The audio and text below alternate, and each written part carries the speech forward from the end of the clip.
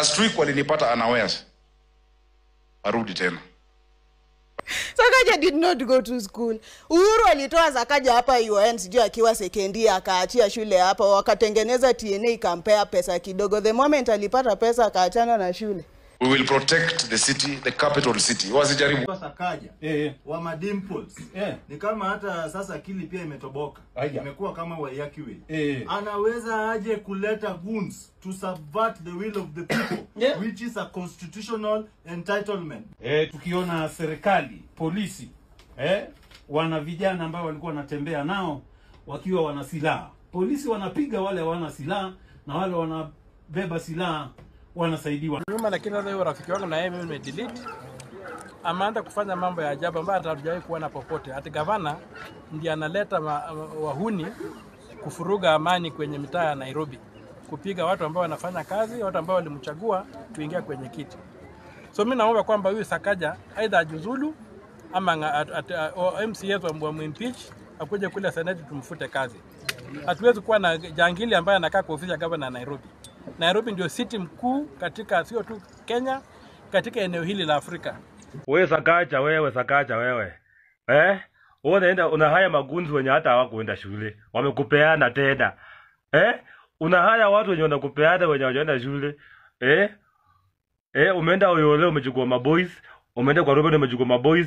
Wewe ukiangalia siku tunapanga nayo kupanga kwenda maguzi hapo Nairobi. Sasa wameibia wasee tena, wameenda wamebomoa maduka za watu, milango za watu wamebomoa, wamefuruka town mzima imechafuka juu yako wewe Sakaja. Juu kutokutumia akili unabeba kama mtoi.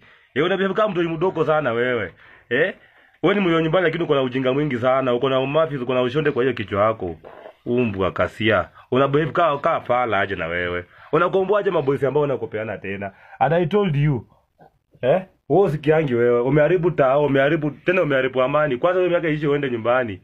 Au wewe ndiye anakuja kukalia pale. Wewe unaenda home direct. Wallahi wewe ni home direct. Nyumbani direct. Wallahi I swear. Wewe hakuna kunapata Nairobi.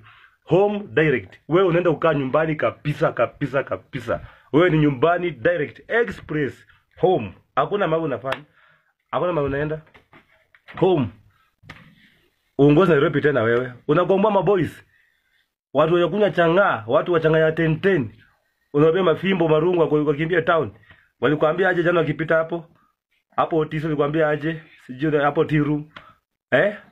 Hapo walikwambia aje? Oe. Sijui nini? Ingwe. Kazi tumemaliza tumeibia wasee, tumemaliza sijui nini? Tumelinda town, tumeenda city. Wameibia wasee ndio kulinda city. Umetuletea wezi Nairobi, umetuletea wezi town. Wewe mtu mzima atikava na mkani wa ufala wa ushonte. Hiyo ni kukafara gani hiyo? Fala makamende chumbo tura. Yo guys, kuna hii video ina trend online saizi. Huyu jamaa amevaa suti vizuri tu akitembea. Alafu goons wanamuattack. Na goons, the same goons wameibia madem kama venye mnaona hapa madimu wawili simu.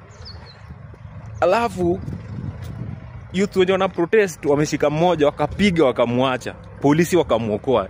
Imagine polisi wanasaidia goons. Hii ndio Kenya tunataka, hii ndio Kenya tulitaka. Gavana Sakaja wakati maandamano ilianzia ulileta magoons waharibu mali na wachome magari, ili next time muzingizie au innocent demonstrators ati wao ndio wanafanya hiyo mambo. Watu si wajinga. Na msianze vita yenye hamtawezana. Yaani unafikiria wewe Gavana Sakaja, wewe ndio tu unaweza leta magoons.